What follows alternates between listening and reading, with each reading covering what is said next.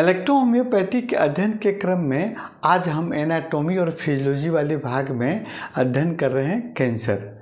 Cancer क्या होता है, ये कितने प्रकार का होता है, होने का क्या कारण है और कौन कौन से लक्षण आपको मिलते हैं कैंसर रोग हो जाने पर, इसकी चर्चा हम इसके पहले वाले वीडियो में कर चुके हैं। आज हम कैंसर से बचाव, कैसे कैंसर से बचेंगे, है ना, और फिर कौन कौन सी इलेक्ट्रोहोम्योपैथिक औषधियों के द्वारा कैंसर से बचाव भी किया जा सकता है और उसको ठीक भी किया जा सकता है, इस पर भी हम चर्चा करेंगे। अगर हम अपने लाइफ स्टाइल को चेंज कर लेते हैं, दैनिक जीवनचर्या को अगर चेंज कर लेते हैं तो बहुत सारी आपको भयानक बीमारियों से हम सुरक्षित रह सकते हैं। कैंसर ही नहीं, उससे अधिक भयानक बीमारियों से भी हम सुरक्षित रह सकते हैं। जैसे पहला, संतुलित एवं स्वस्थ आहार का सेवन। संतुलित, जैसे हमारे खाने में आपको प्रोटीन, कार्बोहाइड्रेट, फैट्स, मिनरल्स, कुछ विटामिन्स की मात्रा संतुलित मात्रा में हम लेते हैं तो फिर हमारे शरीर के जितने भी ऑर्गन आपको सुरक्षित रहेंगे, स्वस्थ रहेंगे। साथ ही आपको खाना में हम हरे साग सब्जी, फल मूल और अंकुरित अनाज, गेहूँ, चना, मूंग, इस सब को भी भोजन में अगर शामिल करते हैं, खासकर आपको पेड़ पौधों से आधारित खाद्य पदार्थ जैसे फल, सब्जियां, अनाज, है ना, ये सभी को हम अगर अपने भोजन में शामिल करते हैं संतुलित रूप में तो फिर और अन्य कई बीमारियों से हम सुरक्षित रह सकते हैं। कैंसर से तो सुरक्षित रह ही सकते। धूम्रपान से बचें। धूम्रपान में जैसे बीड़ी पीना, सिगरेट पीना, तंबाकू पीना, सीधे आपके लंग्स कैंसर के लिए आपको उत्तरदायी है, तो फिर इससे हम बचें।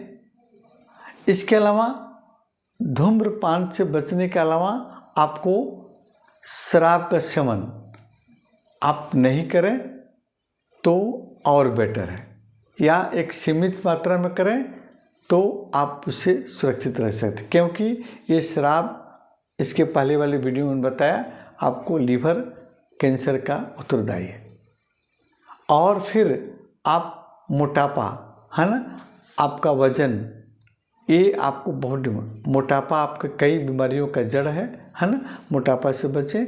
और आपका एक वज़न भी आपका नियंत्रित होना चाहिए, है ना, तो वज़न आपका हाइट के हिसाब से वज़न आपका नियंत्रित है तो फिर आप बहुत सारी बीमारियों से बचे रह सकते हैं। नियमित व्यायाम, योगा, है ना, आप जॉगिंग करिए, दौड़िए, है ना, योग करिए, है ना, तो फिर आप बहुत सारी बीमारियों से बचे रह सकते हैं, कैंसर से भी बचे रह सकते हैं। धूप का अधिक मात्रा में धूप में रहना ये भी घातक है, क्योंकि उसकी अल्ट्रावायलेट किरणें जो है हमारे स्किन को, चेहरे के स्किन को, होठ के स्किन को, गले की स्किन को प्रभावित कर सकती है ना, इससे बचें। लेकिन आप एक सीमित समय के लिए विटामिन डी का भी आप ग्रहण करें। धूप से कुछ क्षणों के लिए बैठें, आपका विटामिन डी भी आपके शरीर के लिए ज़रूरी है, धूप में बैठें, आपको पूरा करेंगे। उसके साथ साथ में अल्ट्रावायलेट किरणों से बचने के चलते हम बोले कि आपको धूप में कुछ समय तक ही आप बैठें। कुछ आपको वायरस, बैक्टीरिया से बचाव के लिए वैक्सीनेशन कराएं, है ना, जैसे हेपेटाइटिस बी का टीका, सी का टीका, है ना, से आप बचेंगे, है ना, वैक्सीनेशन करा लेंगे तो फिर आप उससे बचे रहेंगे। नियमित रूप से स्वास्थ्य जांच करावें, है ना, अगर ये आपको पता लग जाता है कि आपकी फैमिली हिस्ट्री में आपको किसी को कैंसर हुआ था तो आप जब तक नियमित जांच नहीं कराएंगे तब तक आपको पता नहीं चल पाएगा कि हम उस रोग से ग्रसित नहीं हैं। यानी अपने परिवार के स्वास्थ्य इतिहास के बारे में जानकारी रखें, है ना, तो कैंसर का परीक्षण करावें, समय समय पर जांच करावें।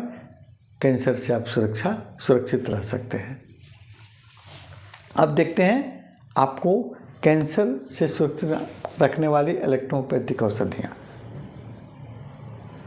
जैसे आपको कैंसरेसो ग्रुप की औषधियाँ जो आपके शरीर के भिन्न भिन्न ऑर्गन पर काम करने के लिए अलग अलग कैंसरेसो ग्रुप की औषधियाँ बनाई गई। जैसे सीमन जो है आपको ब्रेन और जेनाइटल ऑर्गन से मेल फीमेल जेनाइटल ऑर्गन के रोगों के लिए सुरक्षित मानी गई है ना। और जेनाइटल ऑर्गन में फीमेल जेनाइटल ऑर्गन के आपको कैंसर के लिए आपको प्रिवेंटिव का काम करती है आपको सीमन।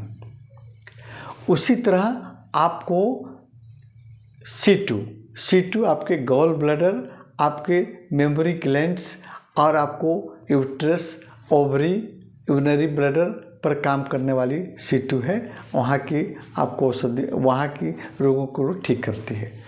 C3 आपको स्किन के लिए और C5 आपके शरीर के ग्लैंड्स है ना के लिए। C4 जो है आपके शरीर के बोन, कार्टिलेज है ना और लिगामेंट के लिए आपको सुरक्षित है। C4 का सेवन आप करके इनके आपको ऑर्गन के रोगों को आप ठीक कर सकते हैं। उसके अलावा C6 जो है आपके किडनी से रिलेटेड जो डिजीज होगा, आपको वहाँ आपको कैंसर है या होने की संभावना है तो फिर वहाँ उसको सुरक्षित रख सकते हैं आप C6 से। इसके अलावा आपको C10 और C15 स्पेशली आपको इंटेस्टाइनल कैंसर के लिए आपको बनाई गई है ना। और इंटेस्टाइन पर काम करने वाली औषधियाँ होती है। और C17 जो है आपको यूरिनरी ब्लैडर के लिए स्पेशली बनाई गई हैं। इन तमाम औषधियों को आप समय के हिसाब से आप प्रयोग करके बचाव भी कर सकते हैं और कैंसर रोग को कमांड भी कर सकते हैं। सहायक औषधियों में आपको G ग्रीन इलेक्ट्रिसिटी और S ग्रुप की औषधियाँ S10 और S1 S5 भी इसकी सहयोगी औषधि है ना। समय के अनुसार उसका प्रयोग करके आप लाभ उठा सकते हैं।